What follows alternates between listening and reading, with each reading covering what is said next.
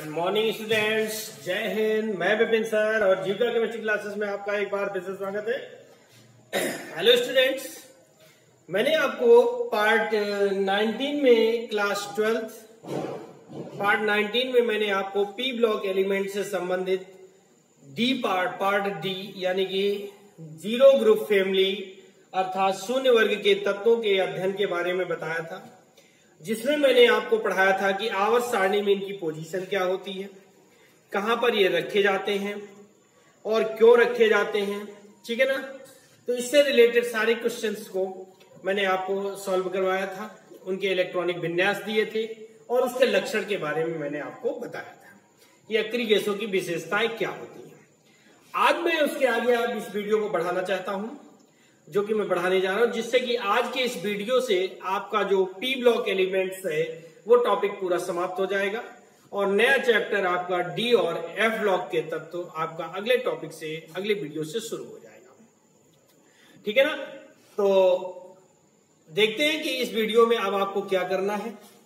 आपको देखना है कि आपकी जो हेडिंग होगी वो हेडिंग होगी अक्रिय गैसों की उपस्थिति, अक्रिय गैसों के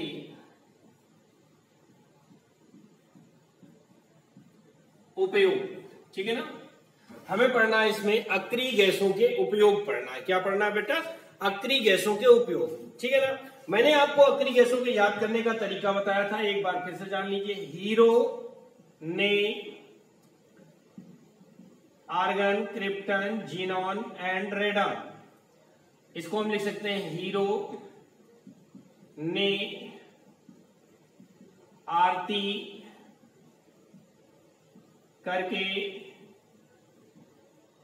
एक्सरे रंगी। इस क्रम से आप इसे क्रम से याद कर सकते हैं, इसके क्रम में कोई परिवर्तन नहीं होना चाहिए। इसलिए मैंने आपको ये कोड भाषा बता दी, जिससे कि आप बड़ी आसानी से इसके बारे में तैयार कर सकते हैं। ठीक है ना।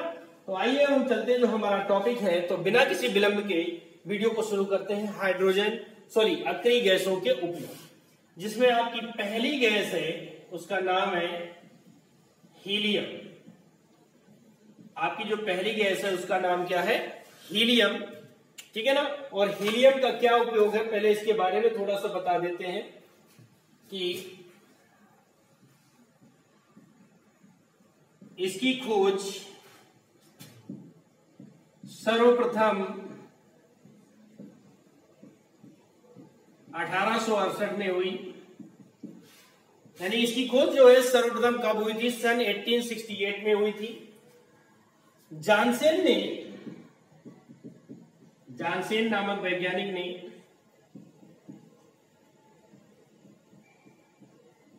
इसका नाम D3 रखा। ठीक है ना। खोज हुई 1868 में। जानसेन ने इसी का जो नाम दिया वो क्या रखा? D3 रखा। और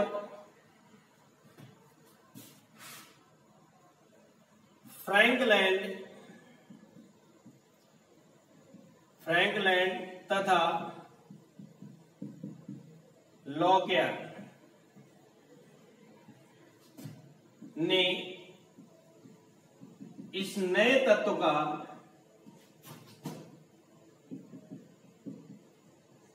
नाम हीलियम रखा।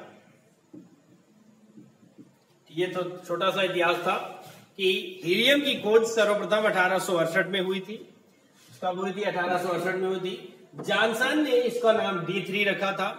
बाद में फ्रैंकलैंड और लॉकेयर ने इस नए तत्व का नाम हीलियम रखा। ठीक है ना।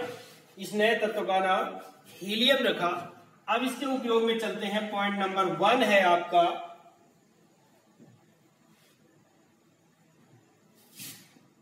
हाइड्रोजन के बाद यह सबसे हल्की गैस है, अतः इसका उपयोग गुब्बारों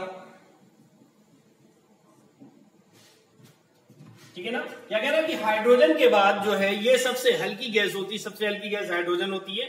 उसके बाद कोई अगर हल्की गैस है तो उसका नाम है हीलियम। और इसलिए इसका उपयोग गुब्बारों कौमा वायुयानों यानी हवाई जहाजों की बात कर रहे हैं, वायुयानों के टायरों में भरने में किया जाता है। इसका उपयोग जो है वायुयान और गुब्बारों के भरने में किया जाता है। वायुयान के टायरों में भरने से उन्हें जंप लेने में यानी उछाल लेने में सहायता मिलती है और वो आसानी से उड़ सकते हैं। तो हाइड्रोजन ये हो गई हीलियम का एक उपयोग। नंबर 2, हीलियम तथा O2 का मिश्रण गोताखोर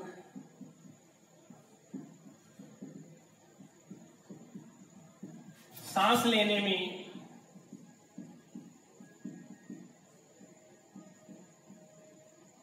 उपयोग करते हैं।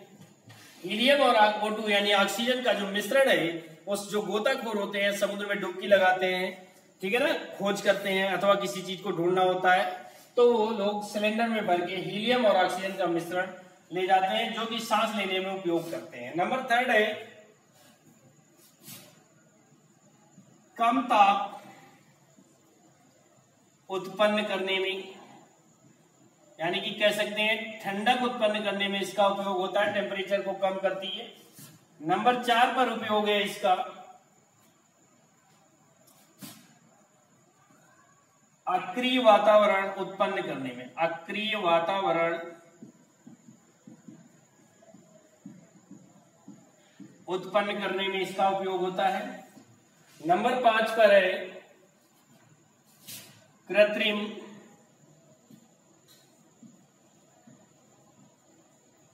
विघटन में इसका उपयोग होता है। नंबर 6 खाद्य संरक्षण में भी इसका उपयोग होता है। तो ये थे आपके हीलियम अक्रिय गैस यानी पहली अक्रिय गैस के उपयोग, ठीक है ना, जिनको आप नोट कर लीजिए अथवा स्क्रीनशॉट ले सकते हैं जिससे कि आपकी अच्छी से अच्छी नोट्स बन सकें, आप बोर्ड एग्जाम की तैयारी कर सकें।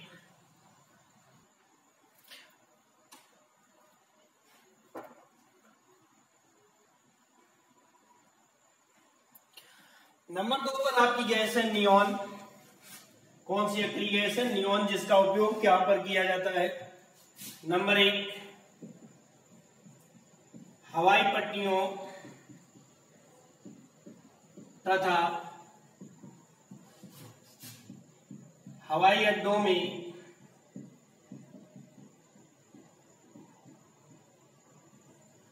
संकेतक के रूप में, ठीक है ना। पहला पॉइंट बनता है हवाई पट्टियों तथा हवाई अड्डों में इसका उपयोग संकेतक के रूप में किया जाता है यानी सिग्नल देने में किया जाता है इसका उपयोग। नंबर 2 पर है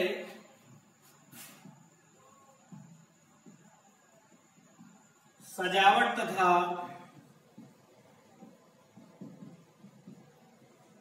विज्ञापन चिन्हों के रूप में।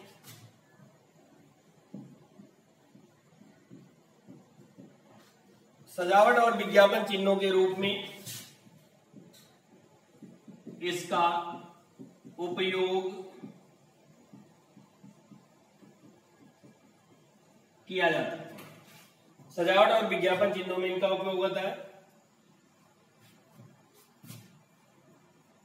नंबर 3 नियॉन बल्ब का उपयोग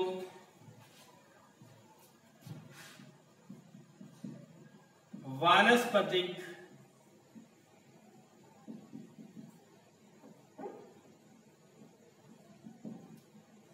उद्यानों में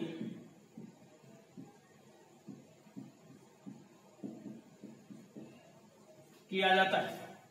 नियॉन अक्री गैस नामक बल्ब के जो भरे गैस बल्ब होते हैं उनका उपयोग जो है किसमें किया जाता है, वानस्पतिक उद्यानों में इसका उपयोग किया जाता है। ठीक है ना। इस तरह से आपकी नंबर 2 की गैस थी। और नंबर 3 पर आपकी गैस आती है ऑर्गन। सिंबल होता है AR। आर्गन, आर्गन नामक अक्री गैस का उपयोग किया जा रहा है।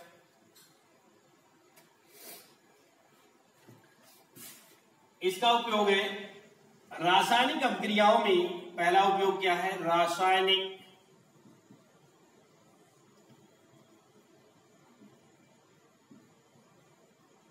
अभिक्रियाओं में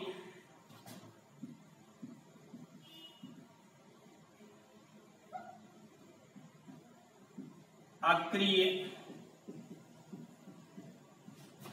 वातावरण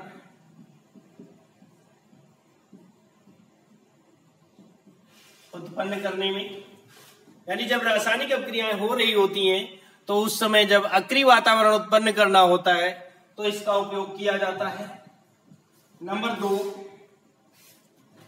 2 पर है आर्गन तथा N2 यानी नाइट्रोजन के मिश्रण ब्रैकेट में 85% तथा 15%, ये सिस्टम होगा। 85 और 15% के अनुपात में आर्गन और नाइट्रोजन के मिश्रण का उपयोग विद्युत बल्ब में भरने में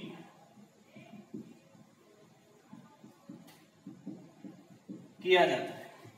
यानी जो हमारे बल्ब बनते हैं ना, 100 वाट का बल्ब होता है, कांच का जो बल्ब होता है, उसमें आर्गन और नियॉन का मिश्रण भर दिया जाता है ताकि निष्क्रिय वातावरण उत्पन्न हो सके।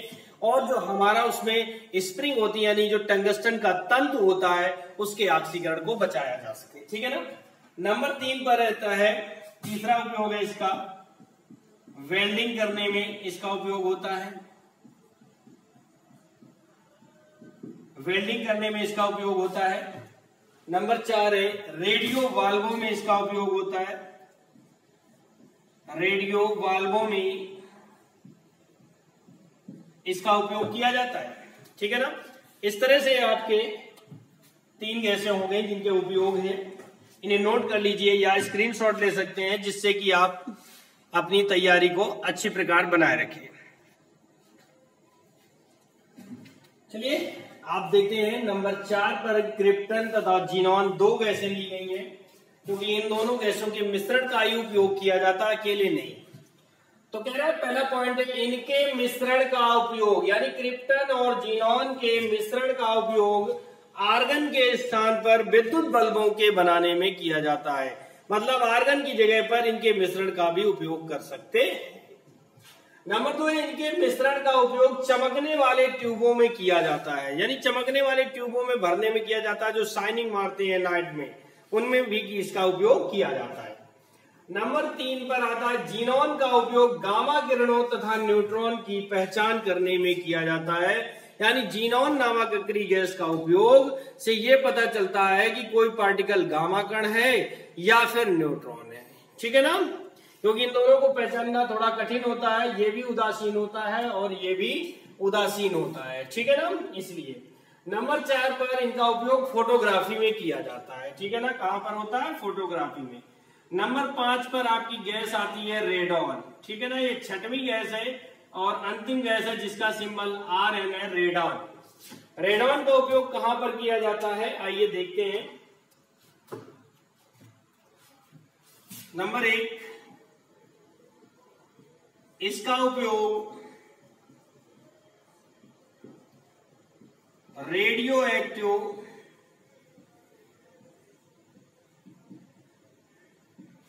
शोध कार्यों में किया जाता है। Radio active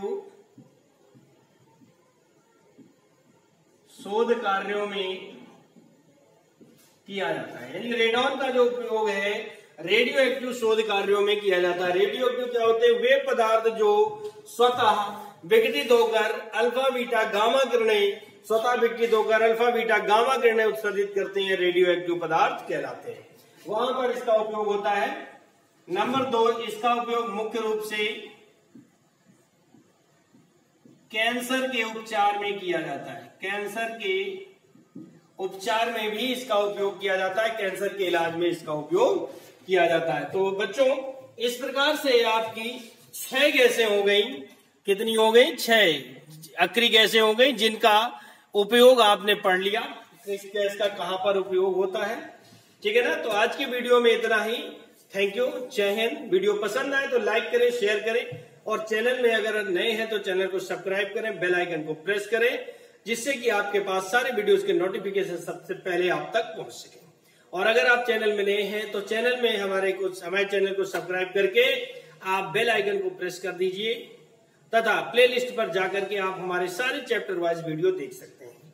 okay, thank you, जय।